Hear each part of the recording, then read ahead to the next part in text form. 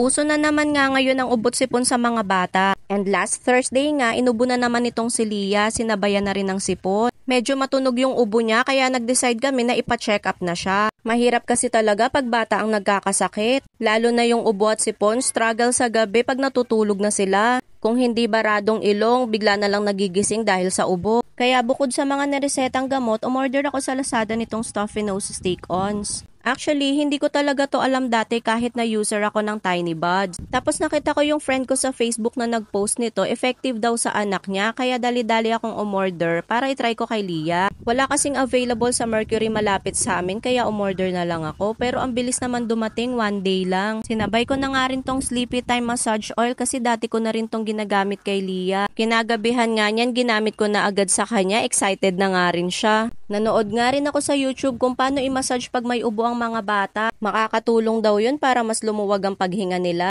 Sobrang mild and calming ng amoy nito kaya gustong gusto ni Lia. Lahat din ng product nila all naturals kaya hindi lang siya pang toddler, pwede rin sa mga babies. Subukan natin kung effective din kay Lia yung stuffy nose nila. Ang cute nga ng mga designs nito, tuwang-tuwa si Lia. Pasayaw-sayaw pa nga sa harap ng salamin pagkadikit sa damit niya. Fast forward, kinabukasan.